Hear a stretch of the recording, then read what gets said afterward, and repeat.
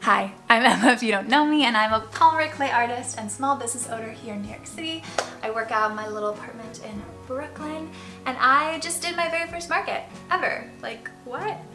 And I wanted to document it because I thought it could be fun to bring you along on the journey, as well as I just want this footage for myself so I can look back and see where my business started. So, quick little timeline. I just launched my online shop about a month ago, and then a week after launching my online shop, I had this opportunity to do this market, which felt too good to be true. So I said, yes, I want to do it. And then instantly I was like, oh crap, I have a lot of work to do.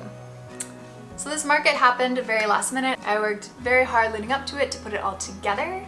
So I filmed as much as I could so I can make these videos, but I didn't do proper intros and outros. So that's why you see future editing Emma coming into this little intro to give you some context so you weren't confused about what's happening, because otherwise it would be confusing to just jump right into the clips. So basically what you're gonna see in this video is my last minute prep the morning of the market as well as doing the market.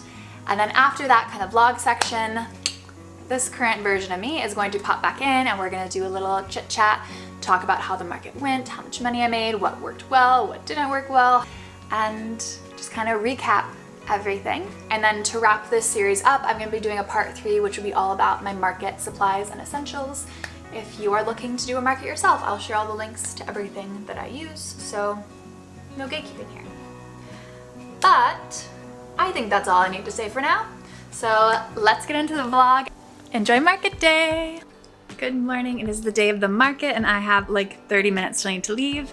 And I just gotta pack everything up and assemble a few earrings. So all of these ornaments and keychains and phone charms. So let's try to get it all together.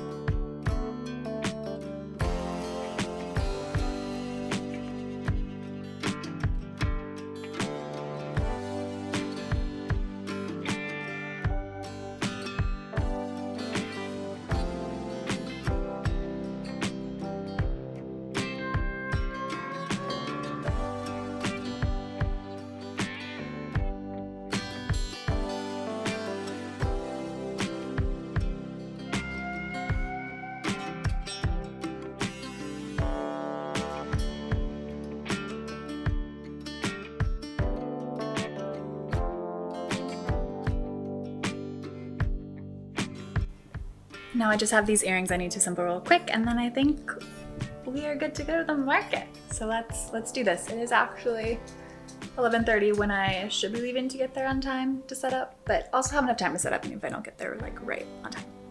Okay, let's do it.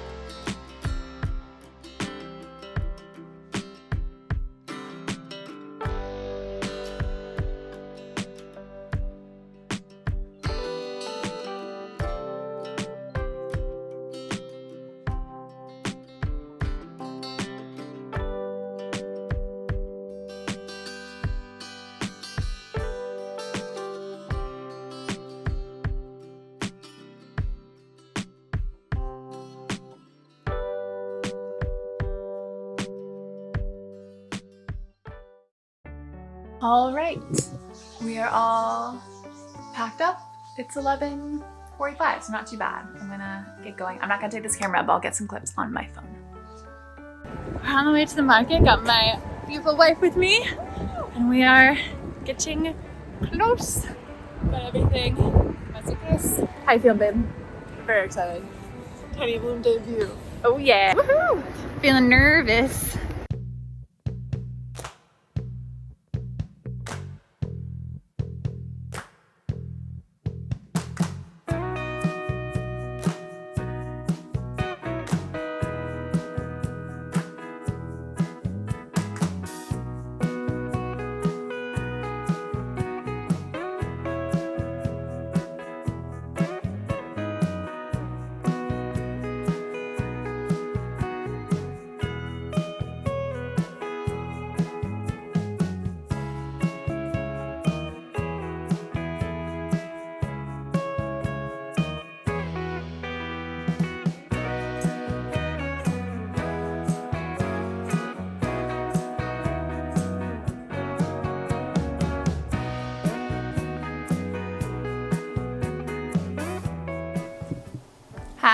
I'm back. I hope you enjoyed that part of the video. I tried to get more clips as the market went on, but it was very loud. I need to get like a little microphone so if I talk you can actually hear me, because otherwise it would just be way too loud. So as you saw, it was a very small market. There was only like 8 or 9 vendors there. It was also off the beaten path. If you've only visited the city and you don't live here, then you probably don't know this, but there are sections of Brooklyn and Queens that are very industrial. It's a lot of just like factories and warehouses, and honestly, you wouldn't go there unless you're working in those places. And because this was in a brewery, which was in a more industrial area, it was very off the beaten path. And so there really wasn't any just like natural traffic walking by. It was just the people that really knew about the event, which happened to be some local people, as well as one of the partners of the event was a sports team. So there's a lot of like sporty people there, which might like my vibes, but I wouldn't necessarily say my target audience would be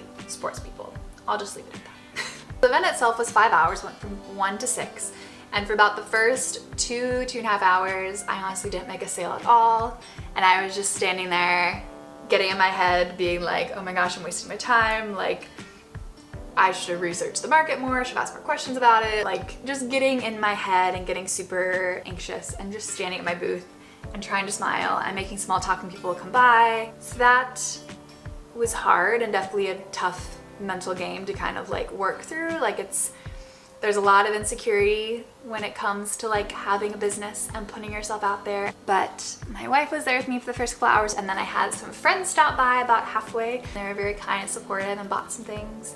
And then after that, it definitely picked up, which is great. I made a good couple handfuls of sales, which I was very happy about. But have you ever heard that saying, like, if you try to please everyone, you please no one? And I feel like the same thing applies for a company too, especially if you're a more niche market. I'm not trying to sell to every single person I see. I know it's not realistic. I don't have that kind of mainstream broad company. I'm not, you know, selling toilet paper or cookies or something that just anyone would, you know, go for. Like, I'm doing a very specific small thing. And with that basically means that like, I'm gonna have people who love my products. And I'm also gonna have a lot of people that, you know, it's not their thing.